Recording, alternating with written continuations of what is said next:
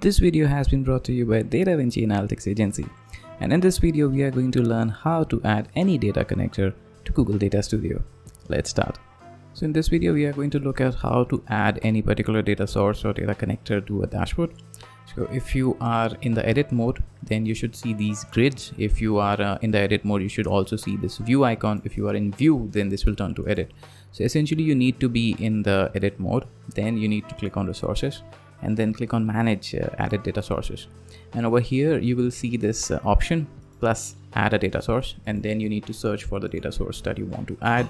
So in this example, let's take call rail.